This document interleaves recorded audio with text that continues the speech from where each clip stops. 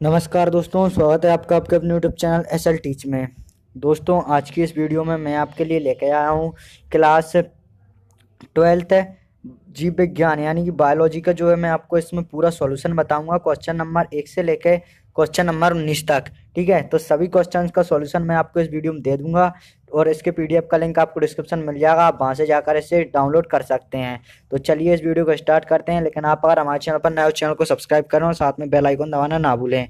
तो चलिए इस वीडियो को स्टार्ट करते हैं। दोस्तों, आपसे सबसे पहला जो क्वेश्चन पूछा गया था सही विकल्प प्रश्न क्रमांक के, तो उसके आंसर आपको दिख ही रहे होंगे। आप जो है देख सकते हैं सभी क्वेश्चन के आंसर उसके। ठीक है, प्रश्न क्रमांक 1 के। इसके बाद दोस्तों दूसरा आता है। ठीक है, और इसके अलावा मैंने एक और वीडियो बनाई है, उसका लिंक भी आपको डिस्क्रिप्शन मिल जाएगा, आप वहां से जाकर जो है चेक कर सकते हैं इन सभी क्वेश्चंस को। ठीक है, इसमें देख सकते हैं दूसरा प्रश्न क्रमांक 2 का है कि शुक्राणु को साइटोली कोशिका द्वारा पोषण प्राप्त होता है, तो ये सत्य है।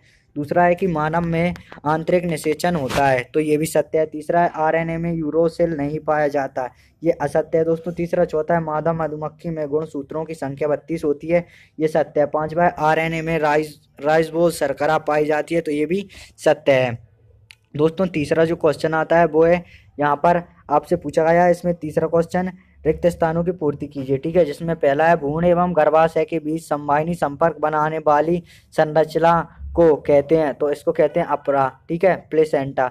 दूसरा दोस्तों टाइफाइड ज्वर का रोगजनक होता है, तो इसका नाम है दोस्तों सल्मोनेला टाइफी जीवाणु। ठीक है, तीसरा है बिना निषेचन के फल बनने की क्रिया होती है, तो इसे कहते हैं अनिषेक फलन।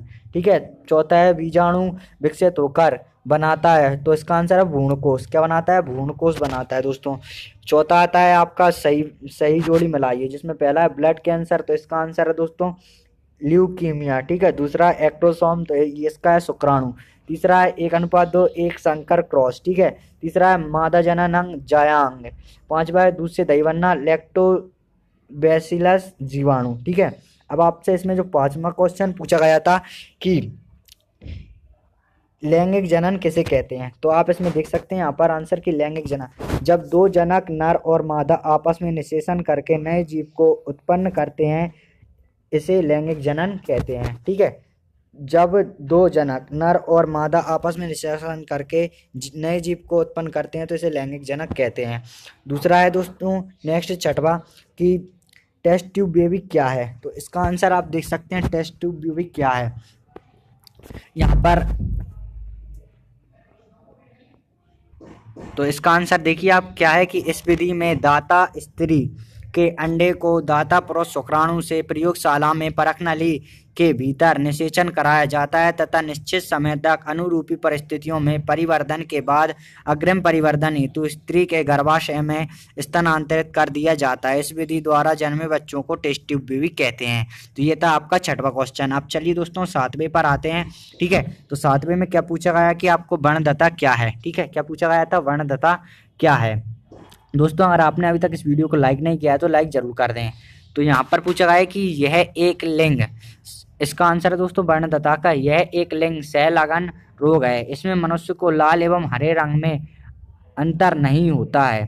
ठीक है, नहीं दिखता है, अतः यह रोग लाल हरा अंधापन या प्रोटीन दोष या डोल्टनिज्म भी कहलाता है। तो ये हो गया आपके सातवें क्वेश्चन का आंसर। अब आपको मैं ले चलता हूँ नेक्स्ट आठवें क्वेश्चन पर कि आठवें क्वेश्चन में क्वेश्चन क्या पूछा गया था आपसे कि एक्रोसोम के कार्य लिखिए। ठीक है, तो एक्रोसोम के कार्य निम्न है। उत्तर में आपको लिखना है, पहला है दोस्तों एक अंडाणु का भेदन करता है जिससे निषेचन पूर्ण होता है, यानी यह अंडाणु का भेदन करता है जिससे निषेचन होता है। दूसरा है यह नर के सभी लक्षणों गुणों को अंडाणुओं के अंदर तक ले जाता है। जो नर के सभी लक्षण होते हैं और जो गुण होते हैं उनको अंदर तक ले जाता है कौन? एक्रोसोम। तीसरा है यह अंडाणु को भेदकर भ्रूण का निर्माण करने में सहायक होता है। चलिए दोस्तों 9वें नंबर क्वेश्चन पर चलते हैं जो कि आपसे पूछा गया है इस एग्जाम में।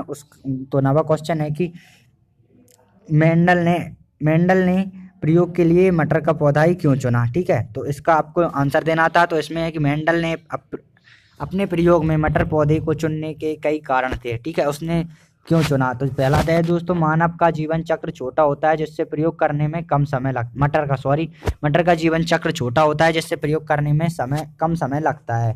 दूसरा है, इसमें परपरागण द्वारा सफलतापूर्वक संकरण कराया जा सकता है। चलिए इसके बाद दोस्तों तीसरा पॉइंट आता है इसी का, उसने क्यों चुना? मटर के पौधे में आसानी से स्वपरागण और परपरागण कराने की सुविधा होती है। चौथा पॉइंट है दोस्तों इसका पौधा द्विलिंगी होता है और स्वपरागण द्वारा गुणों की शुद्धता को बनाए रखता है। पांचवा है, संकरण से प्राप्त संकर पौधे पूर्णतः जनन सक्षम होते हैं। इसमें दोस्तों छठवां पॉइंट भी है कि इसमें विपरीत लक्षणों को आसानी से देखा जा सकता है। नेक्स्ट क्वेश्चन आता है दोस्तों 10वां, जो आपसे इसे एग्जाम में पूछा गया है, वो है दोस्तों टीकाकरण क्या है समझाइए। तो यहाँ पर जो है टीकाकरण को समझाया गया है। तो मैं आपको बताता हूँ कि किसी बीमारी के विरुद्ध रोधात्मक क्षमता विकसित करने के लिए जो दवा खिलाई या पिलाई या किसी अन्य रूप में दी जाती है उसे टीका कहते हैं। ठीक है, यानी किसी बीमारी के विरुद्ध में जो प्रतिरोधक क्षमता बढ़ाती है उसे हम क्या बोलते हैं? टीका कहते हैं, तथा यह क्रिया टीकाकरण कहलाती है। संक्रमण रोगों की रोकथाम के लिए टीकाकरण सर्वाधिक प्रभावी एवं सबसे सस्ती विधि मानी जाती है। टीके एंटीजनी पदार्थ होते हैं। टीकाकरण रोग प्रतिरोधक क्षमता को बढ़ाकर शरीर में उत्पन्न होने वाले सूक्ष्म जीवों को नष्ट करने का काम करता है। इसके बाद दोस्तों भारत में टीकाकरण यूनिवर्सिटी टीकाकरण कार्यक्रम UIP के रूप में बनाया गया है। चलिए दोस्तों इसके बाद नेक्स्ट क्वेश्चन पर आते हैं। 11वां क्वेश्चन जो आपसे इस एग्जाम में पूछा गया था। ठीक है, तो ये उसके अथवा का आंसर है, आप देख सकते हैं। आपको कॉपी भी दोस्तों ऐसी जमानी थी, बहुत से बच्चों को पता नहीं है कैसी लिखनी है कॉपी। तो यहाँ पर देख सकते हैं कि क्वेश्चन है कि प्रभाविता का नियम समझाइए। तो इसमें प्रभाविता का नियम समझाया गया है। आपको मैं बताता हूँ कि मेंडल ने जब एक जोड़ी विपरीत गुणों वाले पौधों का संकरण कराया तो प्रथम पीढ़ी में कोई एक गुण लक्षण ही प्राप्त हुआ। प्राप्त होने वाले लक्षण का प्रभावी लक्षण कहते हैं। यही मेंडल का प्रभाविता का नियम है। इसका उदाहरण, जब मेंडल ने लंबे व बौने मटर के पौधे के बीच संकरण कराया तो यह देखा कि प्रथम पीढ़ी में लंबे पौधे प्राप्त हुए। उन्होंने निष्कर्ष निकाला कि लंबा गुण पौधों में प्रभावी गुण है जबकि बौना गुण अप्रभावी गुण है। अतः प्रथम पीढ़ी F1 जनरेशन में लंबा गुण प्राप्त होता है और अप्रभावी गुण छिपे रहते हैं। चेकर बोर्ड, तो आप यहाँ पर जो है आप इसका जो है डायग्राम भी देख सकते हैं, क्या सही डायग्राम बनाया है। ठीक है, आप देखिए कि आपको ऐसे ही अपनी कॉपी जो है तैयार करनी है अपने एग्जाम के लिए। इसके बाद दोस्तों नेक्स्ट क्वेश्चन आता है 12वां। कौन सा? 12वां, जिसमें आपसे क्या पूछा गया है दोस्तों? प्रतिजैविक क्या है? 2 प्रतिजैविकों के नाम लिखिए। ठीक है, तो इसमें आपको आंसर लिखना है प्रतिजैविक में। प्रतिजैविक एक प्रकार के रासायनिक पदार्थ हैं जो कुछ हानिकारक सूक्ष्म जीवों द्वारा स्रावित होते हैं। ठीक है, तथा ये अन्य सूक्ष्म जीवों की वृद्धि का संदमन करते हैं या उन्हें मार देते हैं। एंटीबायोटिक एंटी यानी विरुद्ध और बायोटिक यानी जीवन का शाब्दिक अर्थ जीवन के विरुद्ध होता है। ठीक है, प्रतिजैविकों के नाम दोस्तों यहाँ पर आप देख सकते हैं, पेनिसिलिन, टेट्रासाइक्लिन और निस्टेरिन आदि। चलिए दोस्तों नेक्स्ट क्वेश्चन पर आते हैं हम, जो कि है 13वां, प्रश्न क्रमांक 13वां, जिसमें पूछा गया था कि बीजांड की संरचना को चित्र सहित समझाइए। तो इसमें जो है दोस्तों बीजांड की संरचना, तो यहाँ पर मैं आपको अब आगे बताता हूँ। बीज का निर्माण बीजांड के परिपक्वता के फलस्वरूप होता है। बीजांड को गुरु बीजाणु धानी भी कहते हैं क्योंकि इसी के अंदर मादा युग्मकों का विकास होता है। बीजांड जैसे ग्रंथ की सहायता से प्लेसेंटा से जुड़ता है उसे पुनिकल या बीजाणु ग्रंथ कहते हैं। यह जिस स्थान पर जुड़ा रहता है उस स्थान को हाइलम कहते हैं। चलिए अब इसका चित्र देख लेते हैं हम। ठीक है, आप देख सकते हैं यहाँ पर न्यू सेल सब कुछ लिखा हुआ है, आप इसे अच्छे से देख सकते हैं और यहाँ पर जो है सब कुछ आपको आराम से दिख रहा होगा। इसमें मुझे आशा है आप क्वालिटी बढ़ा लें वीडियो की। ठीक है, इसके बाद दोस्तों चलिए 14वां क्वेश्चन देखते हैं, जिसमें हमसे पूछा गया था शुक्राणु जनन और अंडाणु जनन में अंतर स्पष्ट कीजिए। ठीक है, तो शुक्राणु जनन और अंडाणु जनन में अंतर निम्न है। ठीक है, नंबर 1, सबसे पहला अंतर है कि यह क्रिया वृषणों की शुक्राणु जनन कोशिकाओं में होती है, यह क्रिया अंडाशयों में होती है। नेक्स्ट दोस्तों, इसकी वृद्धि अवस्था बहुत छोटी होती है और इसकी वृद्धि अवस्था बहुत लंबी होती है। तीसरा, इस प्रक्रिया के फलस्वरूप एक शुक्राणु कोशिका से 4 शुक्राणु बनते हैं और एक अंड कोशिका से एक ही अंडाणु बनता है। इसके बाद दोस्तों चौथा पॉइंट आता है कि शुक्राणु कोशिकाएं छोटी तथा सक्रिय होती हैं, अंड कोशिकाएं बड़ी तथा निष्क्रिय होती हैं। पांचवा, इसकी किसी भी अवस्था में असमान विभाजन नहीं होता है। इसमें तीसरी परिपक्वन प्रावस्था में असमान विभाजन होता है। दोस्तों 15वें क्वेश्चन पर आते हैं, जो कि है दोस्तों पूछा गया था आपसे कि किसी व्यक्ति को यौन संचारित रोगों से बचने के लिए कौन से उपाय अपनाने चाहिए।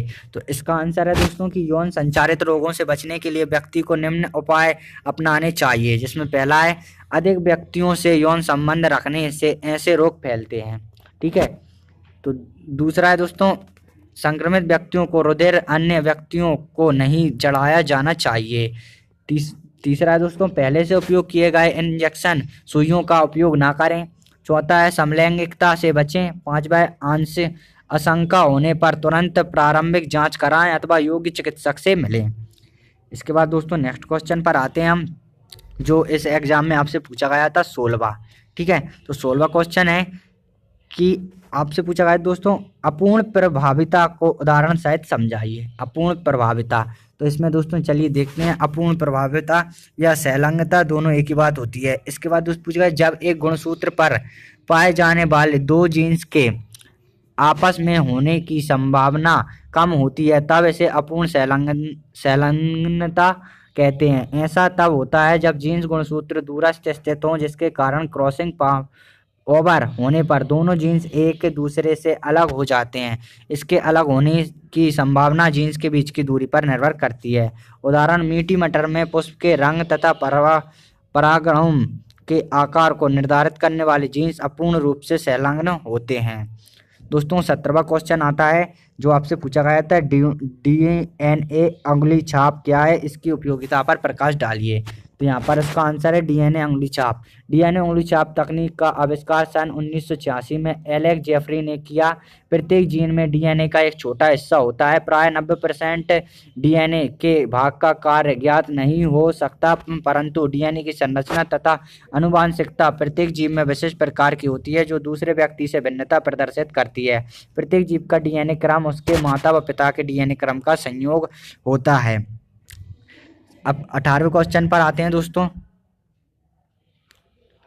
यहाँ पर थोड़ी वही है कि 17वें के बाद अब डीएनए अंगुली छापन की उपयोगिता और देख लेते हैं कि इस तकनीक के द्वारा किसी व्यक्ति, अपराधी, बलात्कारी और किसी बच्चे के माता पिता की पहचान की जाती है। इस तकनीक द्वारा कपड़े से प्राप्त रक्त के धब्बे भले ही वे वर्षों पुराने हों जांच की जा सकती है।